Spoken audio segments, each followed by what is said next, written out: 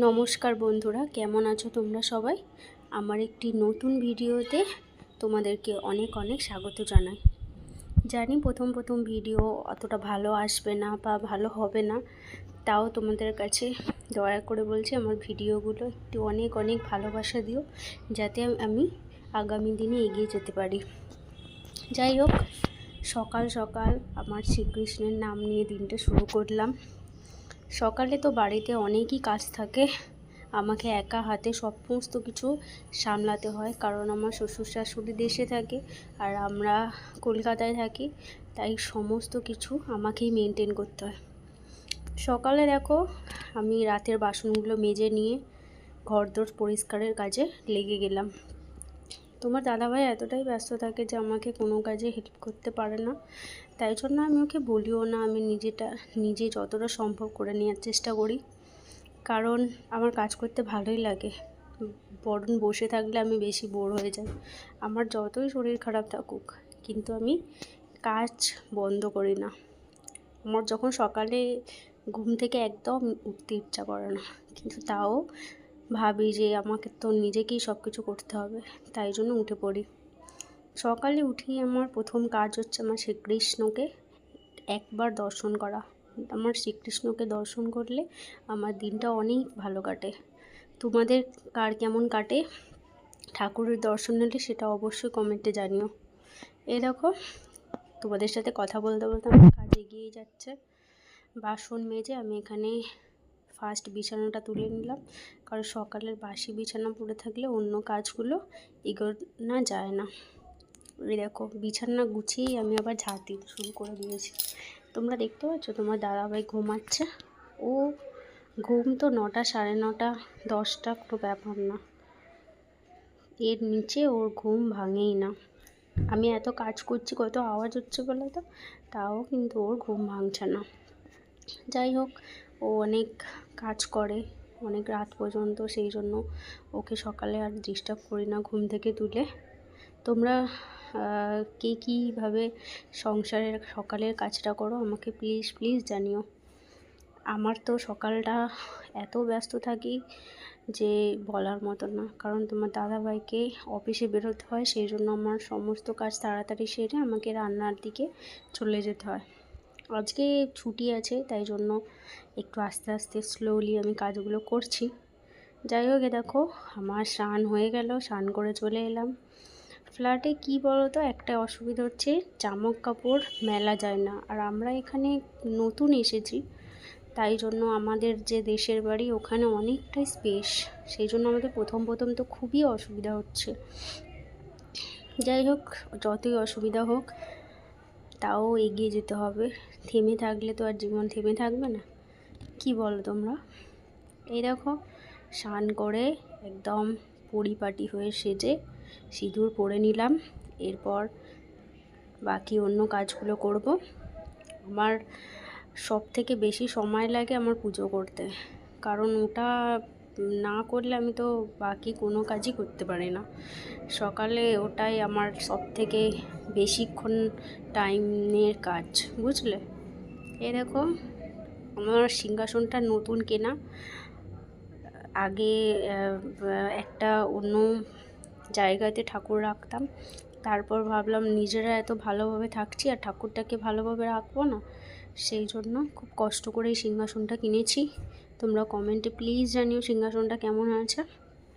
দেখো, আমি সকালে উঠে সিংহাসনটাকে ভালো করে পরিষ্কার করে নিই, কারণ আমাদের একদম রোডের সামনে বাড়ি না, প্রত্যেক দিন কিছু না কিছু জিনিস নোংরা হতেই থাকে, আর সমস্ত জিনিসে এত ধুলো পড়ে যায় যে না পরিষ্কার করলে তখন নিজেরই কেমন কেমন লাগে। আর বাড়িতে কোনো মানুষ এলে সে বলবে যে মেয়েটা কি বাড়িতে এই কাজগুলোও ঠিকঠাক করতে পারে না। যাই হোক, দেখো আমি ভালো করে পুজো করে নেব, কারণ আমার কাছে আমার কৃষ্ণের একটা ভালো থাকাটা আমার কৃষ্ণের সাথে জড়িয়ে গেছে। ঠাকুরের কাছে হয়তো অনেক কিছুই চাওয়ার থাকে, কিন্তু আমারও অনেক কিছু চাওয়ার আছে, কিন্তু আমার মনে হয় যে ভগবান যেটা দেওয়ার ঠিক টাইমেই দেবে, তাই না? কি বলো তোমরা? যাই হোক, দেখো ভালো করে ঠাকুরের জায়গাটা মুছে নিচ্ছি, এরপর একে একে পুজোটা সেরে নেব। তারপর আমার এই ভিডিওগুলো কেমন লাগছে তোমরা প্লিজ আমাকে জানিও, কারণ প্রথম তো বুঝতেই পারছো আমি ভালো করে তো ভিডিও এডিটও করতে পারছি না, সবই নতুন, সব কিছু ইউটিউব থেকেই শেখা। ইউটিউবে কিছু মানুষের ভিডিও দেখে আমি খুবই উপকৃত হয়েছি এবং ওদেরকে দেখেই আমার এই নতুন প্রয়াস।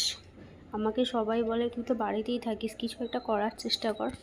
সেই জন্য সবার কথা মাথায় রেখে আমি ভিডিও বানানো শুরু করলাম। আমি এর আগেও ইউটিউব চ্যানেল খুলেছিলাম, কিন্তু সত্যি কথা বলতে আমি ভিডিও দিতে পারিনি, কারণ তখন অনেক ব্যস্ততার মধ্যে ছিলাম। আমার আর হাজব্যান্ডের যে ঠাকুমা, উনি খুবই অসুস্থ ছিলেন, ওনার পিছনেই অর্ধেকটা টাইম চলে যেত দিনের। আর আমার শাশুড়ির তো শরীর ভালো না, সেই জন্য ওনাকেও হেল্প করতে হতো, তাই জন্য সব কাজ উনি একা হাতে সামলাতে পারতেন না, সেই জন্য ওনাকে আমাকে হেল্প করতে হতো। তাই জন্য ওই চ্যানেলটা আমার একদম অফ হয়ে আমি আবার নতুন চ্যানেল এটা খুলেছি। প্রথম তো ভালোবাসা দিচ্ছ না তোমরা, যাই হোক অনেক ভালোবাসা দিও আমাকে, যাতে আমি আগামী দিনে খুব ভালোভাবে ভিডিও তৈরি করতে পারি এবং তোমাদেরকে আমার জীবনের সমস্ত কিছু শেয়ার করতে পারি। আমার জীবনটা কিন্তু অতটা সোজা ছিল না, প্রথম থেকেই অনেকটা জটিল, অনেকটা কঠিন। আমার মা আমাকে অনেক কষ্ট করে মানুষ করেছে, তাই সব কিছু চাই যাতে ভালোভাবে হোক, সুষ্ঠুভাবে হোক, এই প্রার্থনাই তোমরা যেন আমাকে করো। যাই হোক, দেখো আমার পুজো তো মোটামুটি এগিয়ে যাচ্ছে। ওখানে আমি পুজো করতেই তোমাদের সাথে বক করছি। তোমাদের হয়তো ভালো লাগবে না, কিন্তু কি করব বলো, আমার একটু বকতে ভালো লাগে। আমি তো প্রথম ক্যামেরার সামনে বকতে পারছি না, কারণ একটু তো লজ্জা লাগছে বলো। আস্তে আস্তে হয়তো পারবো, জানি না কবে পারবো, তবে খুব তাড়াতাড়ি করার চেষ্টা করব। এরপর দেখে নাও, পুজো করতেই আমার অনেক টাইম লাগে, হয়তো তোমাদের দেখে বোর হয়ে যাবে।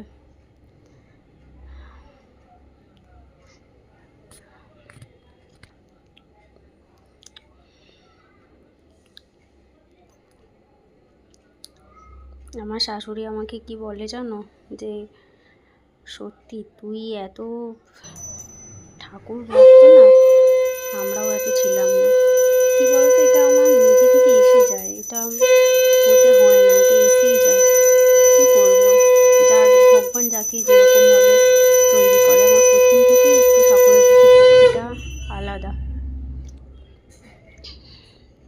দেখো আমার সিংহাসনের ঠাকুরগুলো তোমরা দেখে প্লিজ কমেন্টে জানিও কীরকমভাবে আমি একটু করে সাজিয়েছি আমার গোপু সোনাদের।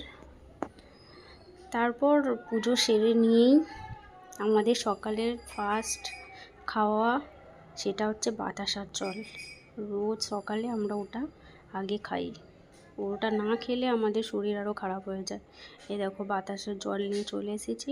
এরপর এটা খেয়ে তোমার দাদাভাইকে ডাকবো, ও এবার রান্নার কথা বলবে, কি রান্না হবে।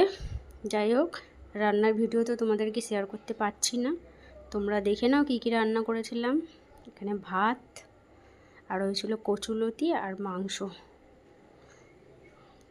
রান্নাগুলো খুবই ইয়ামি হয়েছিল খেতে। যাই হোক, রান্নার ভিডিও পরে তোমাদেরকে শেয়ার করব।